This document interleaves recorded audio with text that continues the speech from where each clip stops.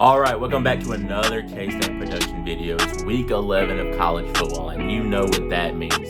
The time is winding down. The college football playoffs are currently gaining upon us with a lot of momentum, and I can say that this is probably one of the best years of college football.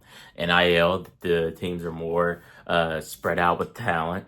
You got teams like Alabama, Georgia, teams that you didn't think that would be losing to teams that they are losing to, such as Vanderbilt or Ole Miss with Georgia last week. And I think this is going to be a great video to talk about some teams that won. To start off, number 3, Texas beat Florida, and obviously we expected this to happen. Quinn Ewers is trying to prove himself once again as a top quarterback going into this next draft class. I think, if I'm not mistaken, he's either in year 4, maybe year 5, but he did beat Florida. Now, I will say Florida last week gave Georgia a run for their money, but in the end, the Texas Longhorns beat the snot out of them. 49-17 is the type of game that I am talking about. Currently, Florida is sitting 4-5 to the Texas Longhorns being 8-1. That loss being to Georgia. And I think Texas is trying to reestablish themselves as one of the top teams in the nation. They're showing it pretty much right now. They're still ranked number 3, and this is by the committee, or maybe this is AP polls. I'll go through that and explain that, because at this point in time, I'm getting information that the AP polls do not matter anymore. It's about the playoff committee and where they put them within their playoff brackets. And there's some teams in there that we did not expect to be in there, such as Boise State, Indiana, and much more. So let's get into this. Texas played Florida. Aiden Warner for Florida went 12 for 25, so under 50% completions, 132 yards, 2 interceptions. That's atrocious, especially when you're playing a top team in the nation such as Texas. Jacoby Jackson went 19 for 116 yards and a touchdown. And then Jaden Ball went 19 for 88 and a touchdown as well. So those two running backs had a great day on the ground, and I expect them to do great things coming in the coming years, or they might hit the transfer portal and go somewhere else. You know, that's always a possibility these days. Shamari Dyke went 5 for 95, their leading receiver for the Florida Gators, and he was the only receiver that really had a great day receiving wise, because the next receiver was Jacoby Jackson, who had 1 reception for 13 yards, and we all know that is just not cutting it. Now, we know the Florida defense could not stop that Texas offense, so let's go ahead and go to the Texas offense. Quinn Ewers went 19 for 27, 333 yards, and 5 touchdowns. Now, you may be saying, Kiana, we obviously know that the Florida Gators were no match for Texas, but this reestablishes Quinn Ewers as a top quarterback. When he did face pressure with the Georgia defense, it was terrible. He was atrocious. And this is just going to see, or this goes to see what it would be like within the NFL. Now, obviously, Georgia is nowhere near an NFL team. They couldn't beat the Panthers. They couldn't beat the Saints, even if they wanted to, even if they tried. However, Quinn Ewers looked good in this game, and they beat Florida. They're still number 3, so they're still in playoff contention. Hopefully, they don't play a good team, such as Alabama or maybe LSU, who would pressure them into a losing situation. If I'm not mistaken, though, Texas is now in the SEC. So they might get a bye week. I just don't know the rules on that and the stipulations. Obviously, like I said, this is the first week within college. Not week. This is the first year within college football where 12 teams are in the playoffs. So it is getting a little crazy. Arch Manning came in 3 for 6, 19 yards. That's basically empty calorie yards. Jared Gibson went 16 for 100 and a touchdown. Jaden Blue went 5 for 60 and a touchdown. And then Isaiah Bond probably had a pass behind the line of scrimmage, I guess. And he had a carry for 44 yards, which is very good. They had great rushing yards on the ground, so I don't have anything to complain about there. Let's move on to the wide receiver. Jaden Blue had 3 receptions for 67 yards. Matthew Golden had 3 touchdowns and 64. Quintavion Wisner had 3 for 59. So therefore, every Texas wide receiver pretty much got the ball when they needed to. And Texas, Quinn Ewers spread their wealth around to all the receivers. So all of them got a piece of the pie within this game. Obviously, we know that Florida just got dominated. Texas is they are one of the top teams in the nation. So we expecting nothing but that. But moving on to a game of probably one of the games of this year. We have Miami Hurricanes versus Georgia Tech. Now, if you watch this game, you'd be like, what on earth? How did Miami lose this game? I would say that Georgia Tech won this game more than Miami lost it. Obviously, Miami's offense was no match for the Georgia Tech defense. I've never seen Cam Ward get that pressured throughout all the season. And we've been talking about Miami and how they've had these fourth quarter comebacks. Well, they couldn't do this with Georgia Tech. Georgia Tech had them on the ropes the entire game. I'm not talking about just the third or fourth quarter. I'm not talking about the second. 1, 2, 3, 4. Halftime, the start of the game, the end of the game. They was giving them the run of their life. Cam Ward was getting pressured like no other, and they handed the Miami Hurricanes their first loss of this season. So they went from 4 to 12. They dropped 8 spots. I'm guessing this is the AP polls. Don't quote me on that. But Georgia Tech did win this game, and I'm talking about they dominated from every aspect of the game. Defense, offense, time of possession, guts, it does not matter. It was a great game to watch. The Georgia Tech Yellow Jackets beat the Miami Hurricanes 28-3 in a mesmerizing fashion. I can't wait to go into these stats because Georgia Tech dominated time of possession. Cameron Ward went 25 for 39, 348 yards and 3 touchdowns. Now, obviously, you may look at that and be like, whoa, so he had a really good game. So what happened? Georgia Tech's defense was serious. They were serious. They started the game, they finished the game, they jumped off the top rope, and they pile drived them into the mat. It was a UFC match. It was like none other. Damian Martinez went 15 for 81. So, I mean, they pretty much had subpar running on the ground. They had about 100 yards worth of rushing, but those linemen for Georgia Tech was something serious. Jacoby George went 7 for 88. Elijah Arroyo went 3 for 82.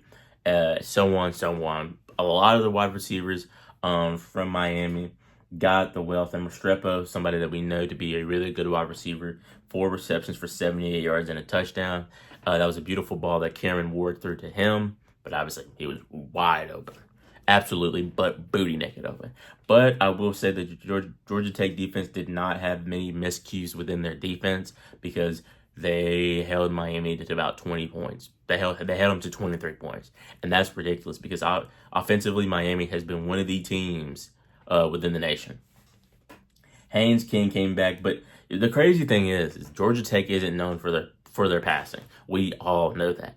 So Haynes King threw 6 times. Haynes King threw 6 times, 6 for 6, 100% completion, 32 yards, and a touchdown. You tell me what team in the NFL, college, high school is throwing the ball 16 times a game and ran way more, like almost tripled the amount of passing attempts rushing, and they still won the game. I have never. You have to have really good defense because the defense has to complement the offense. Their backup quarterback, Aaron Philo, went 5 for 10, 50%, 67, and a touchdown as well. So they didn't have a great passing day. It was a terrible passing day. But like I said, we know Georgia Tech not to be a passing team. They were definitely, and they definitely are, a running team. Running the ball, Haynes King, their quarterback, went 20 for 93 and a touchdown. When your quarterback is the leading rusher within the game, that's outrageous. That's crazy work. Between Georgia Tech and Miami, he led them. Crazy work. I have never. Jamal Haynes went 3 for 83 and a touchdown. I think he also got hurt. I think he had a shoulder injury, if I'm not mistaken. Eric Singleton Jr. went 6 for 34. Travion Cooley went 6 for 26. So on and so on. Their leading receiver, Malik Rutherford, had 4 for 28 and a touchdown. If you're a wide receiver, I don't know why you would be going to Georgia Tech because the only thing that you would know is blocking. Nothing but blocking. They might as well put offensive linemen in the wide receiver position. They block. That's all they do. I would hate to go to Georgia Tech as a wide receiver. Hate it because you're not performing anything.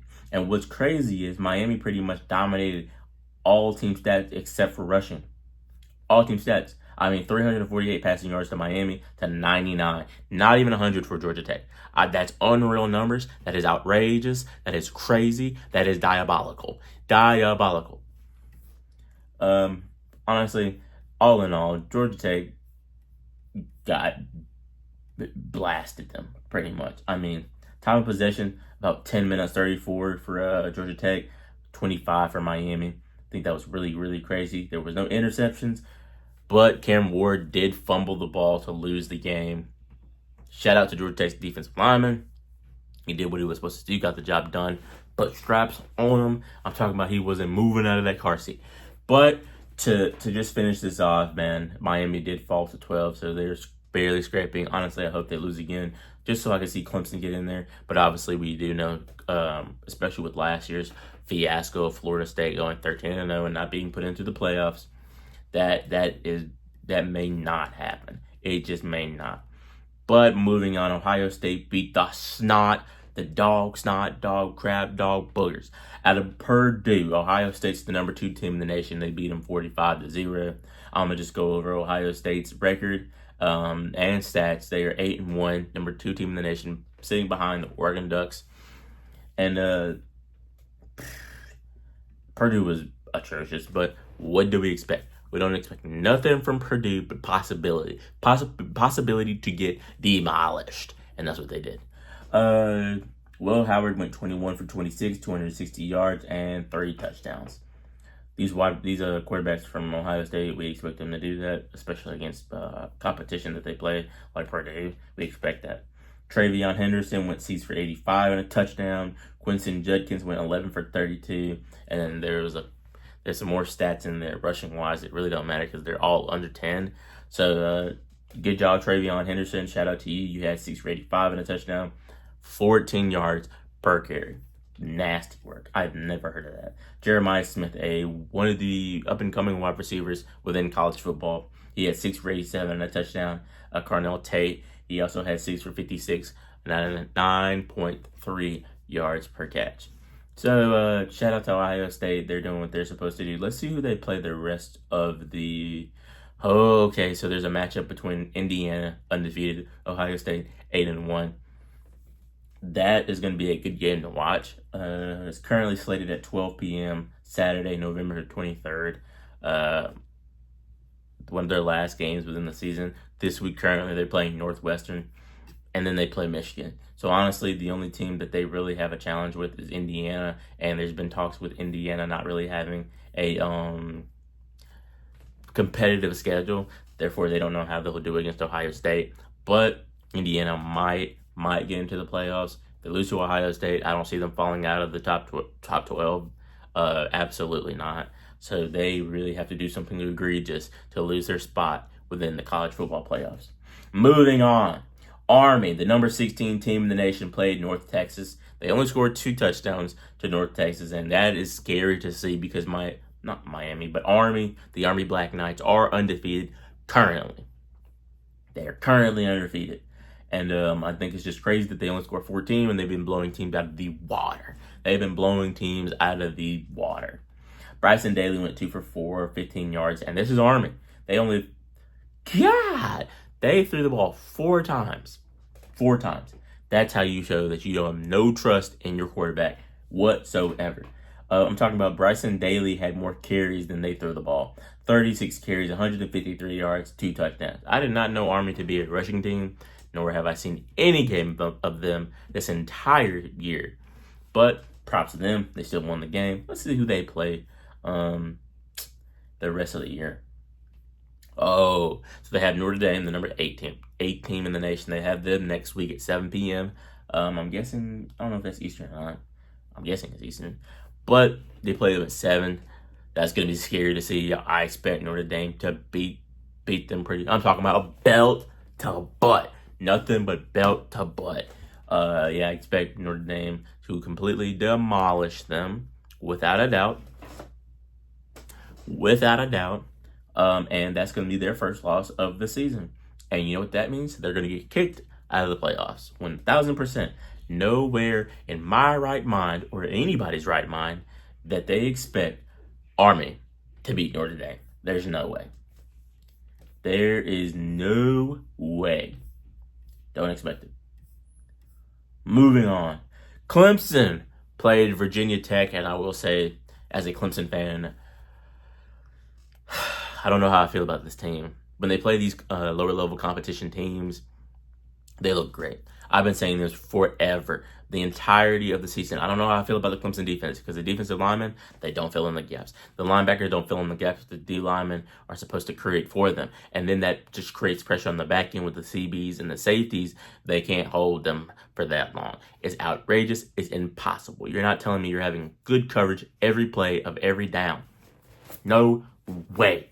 So I think the Clemson defense has been really questionable. Nothing against their defensive coordinator, nor some of their great players like Peter Woods or Barrett Carter, Wade Woodaz, or Avion Terrell. I'm just saying I've never been too fond of it. Obviously, we have really good players. However, they need to play together. They need to play for it as a team. Because right now I feel like there's a lot of well, obviously, I'm not immersed in the culture within that football team. I just know, just by studying the team for many, many years, they have to play for each other. That's what they have to do. Because right now, whatever they're doing, it ain't working. It ain't working. So let's go through these stats, man. For the first 3 quarters of this game, Clemson was atrocious. Their defense did hold Virginia Tech to 7 points, but come on, it's Virginia Tech. Now, I ain't got nothing against Virginia Tech, nor do I care to say anything bad about Virginia Tech, because right now they're sitting 500 on the season, and for some teams, that's really good. To me, that's terrible. If Clemson was 5-5 right now, terrible. Trash, I'd be dogging them right now. But props to Dabo Swinney getting this team out of the funk that they were in for the first 3 quarters, because I was losing my mind. Another thing, special teams has to do better. Whether the kicker needs to kick the ball higher, or the linemen actually need to block. I've seen plenty of film where the offensive lineman on the left side, I think Pat McAfee was talking about the field side, about how the goalpost is this way, and their linemen are supposed to block substantially well right there. Obviously, I'm not a kicker, so I don't know too much, but I know what I saw. Those linemen are busting through that gap. I'm telling you, they're making the offensive linemen fall flat on their butts. I have never seen it in my entire life. Whoever's blocking, either you need to do better or you need to be fired from that position, because it ain't for you. Now, to get into some stats, Clemson is currently slated at 7-2. We only lost 2 games. And currently, right now, as these rankings say, we are 17.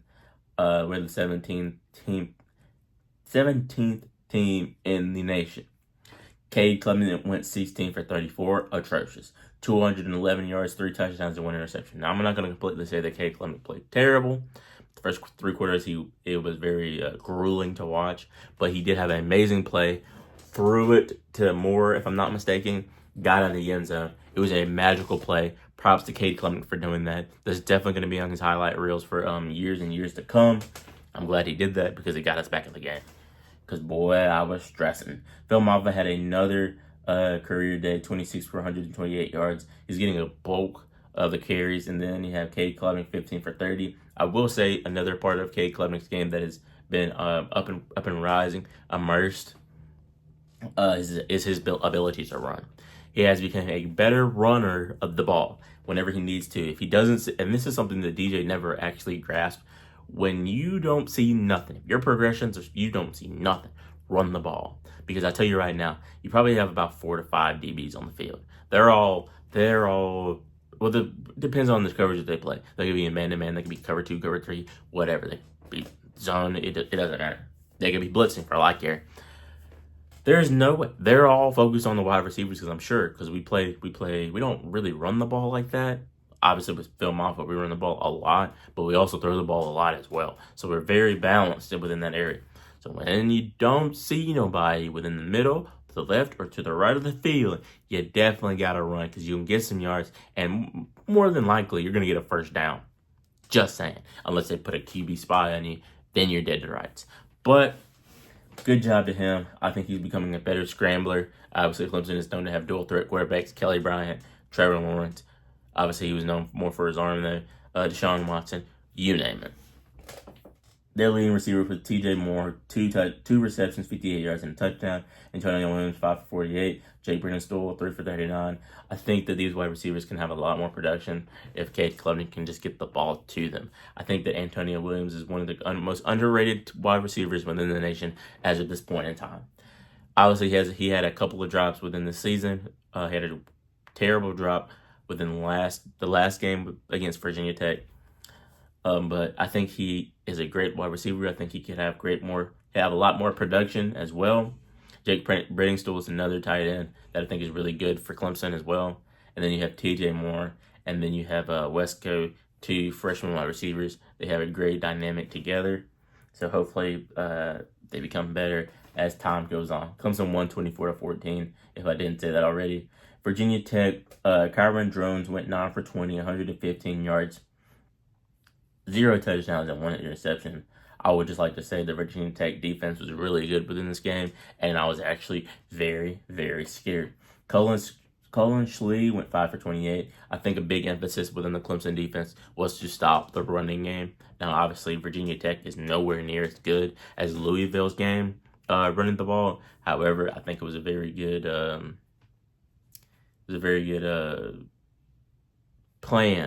a very good plan to stop the run. But they did throw way more than they ran the ball, which I didn't really expect from Virginia Tech. But now that I think about it, the years that we have played, they do throw the ball a lot.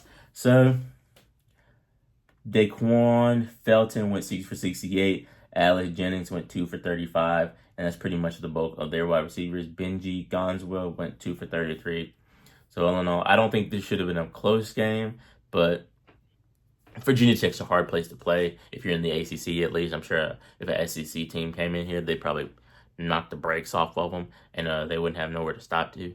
But good job for Clemson, man. Clemson has Pitt next week at 3:30, if I'm not mistaken. Well, this says 12. I thought they had them at 3:30. Man, they have them at 12. I think this is a game that I would definitely watch. I will have to watch. This says Pittsburgh isn't even ranked anymore. Jesus Christ, have mercy. But yeah, we definitely have to beat Pitt, for sure. We have to beat them, without a doubt. Have to beat them. We are in trouble if we don't. We're not going to the playoffs if we lose to Pitt. I will tell you that right now. Absolutely right now. Absolutely. Moving on to the next game. I think the Clemson game was very eye-opening. But, however, hopefully we can get that offense, because that's probably the most thing that scares me right now. Our offense is really, really scaring me. And not in a good way. Another game that should be talked about now for all my Georgia fans. I'm sorry.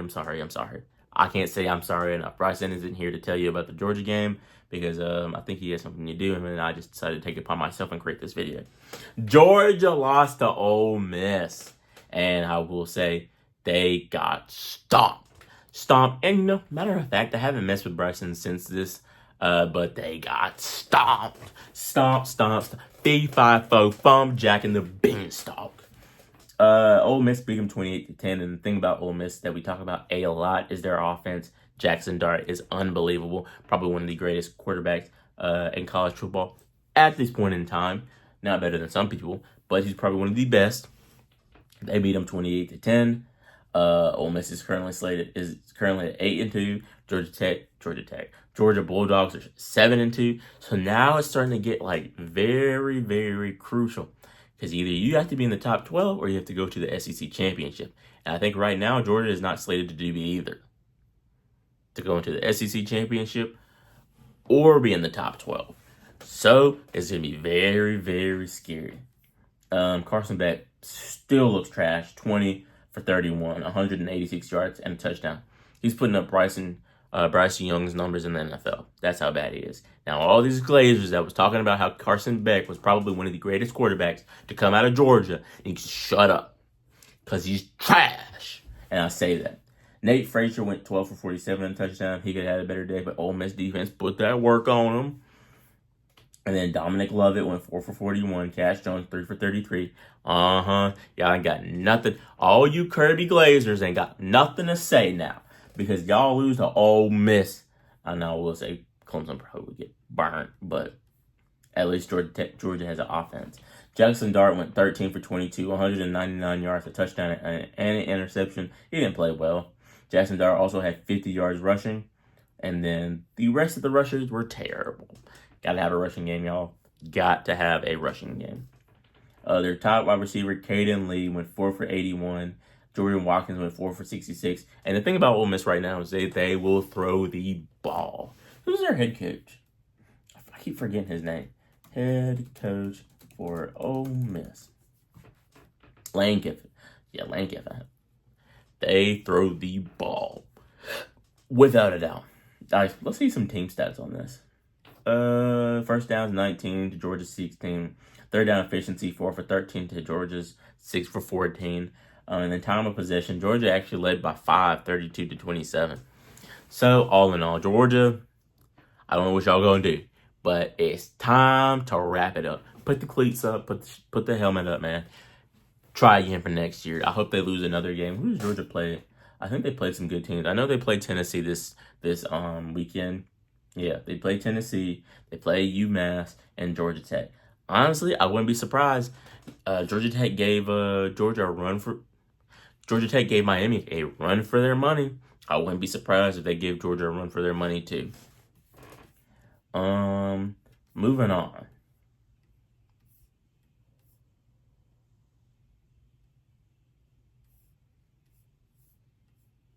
Michigan played Indiana. Indiana beat them by 5 points, which is kind of surprising. Obviously, we don't expect Michigan to be a good team, but Indiana is 10-0 at this current point in time. Let me show off some Indiana stats. Curtis Rufert went 17 for 28, 206 yards, 2 touchdowns, and an interception. Honestly, I haven't really seen too many of Indiana's games, but hopefully they make it to the playoffs. Obviously, if you're 10-0, I feel like you should be in no matter. But then it also depends on the strength of schedule, and Indiana has not had a very competitive strength of schedule as well. But people have been saying they look all right. Tyson Lawton went 12 for 55, and Justice Ellison went 9 for 17. You got to have a rushing game, guys. 72 yards, ain't going to cut it. Keyshawn Williams receiving went 6 for 70. Omar Cooper Jr. went 3 for 53 and a touchdown. And they also had Elijah Sarrat with a touchdown as well for the Indiana Hoosiers. Michigan's just a shell of themselves, going from winning the championship, was that last year? The winning the championship last year to coming into this year and being abysmal is crazy work. Obviously, we know the head coach of Michigan. Can't think of his name at the moment or the current point in time, but since January, he hasn't had a contract with Michigan. So you know what that means? They're just going to let you go at the end of the season for sure. We should have wrapped that up when you had the chance. But now that you don't have the chance, you're done. You're cooked. You're cooked. Another game that was really interesting to watch is Colorado versus Texas Tech. Now, Colorado was struggling a lot earlier within this ball game. However, when the lights shone and it mattered, boy, Colorado, man, was crazy. 41-27. They beat the Texas Tech Raiders, who are now 6-4. Colorado was bowl eligible, and they're sitting either 1 or 2. I think they're sitting right behind BYU. They are sitting right behind BYU in the Big 12, right? The Big 12. And they're sitting at 7-2. So let's look at some stats, because I like Colorado. And all these Deion haters have been talking about him and saying he's this, he's that, he's trash. He ain't trash. 7-2 says you're not trash. Tell you that right now. Shedeur Sanders went 30 for 43, 291 yards, 3 touchdowns. He is the leading quarterback with. He is the leading quarterback within the nation. This just goes to show that he's really good. He's a really good passer of the football as long as he has weapons. When he doesn't have weapons and when he doesn't have an offensive line to block for him, he's trash. I will say that. Isaiah Auguste went 10 for 32. Dallin Hayden went 6 for 17. And Shedeur Sanders went 9 for 16, scrambling, and he had a touchdown. So all in all, their wide receiver. Travis Hunter went 9 for 99 and a touchdown. LeJontay Wester went 6 for 82 and a touchdown. Will Shepard went 8 for 79 and a touchdown. So tell me why these people are still saying that Colorado isn't a good team. These offensive numbers are saying that they are a good team. Let's see who they play. I think they play... Can't remember who they play the rest of the season. They play Utah, they play Colorado, they play Kansas, and they play Oklahoma State. I think they have a strong chance of winning out. And if they win out, they're in the playoffs for sure. They're in the playoffs for sure if they win out. So props to them. Props to Colorado for coming out 41-27. It was a really good game to watch. If you don't watch college football and you're just here just to hear the stats of these games, Go watch it. I promise you, you won't be disappointed. The games that I talk about are really interesting, and you could tell the games that really weren't interesting because I basically just glaze over it. But I still like to talk about it. Temple played Tulane, and honestly, I really don't hear too much from them. Neither one of these teams are competitive or have a chance of making the playoffs. But I will just like to say that Tulane, for the viewers, went 52 for. They beat them, Temple, 52-6. That's going to wrap it up for college football week 11, part 1. I know that's a lot to say, but come back for part 2. There's going to be plenty more games to talk about. I'm your host, Keanu Smith, and I'll catch you in the next video.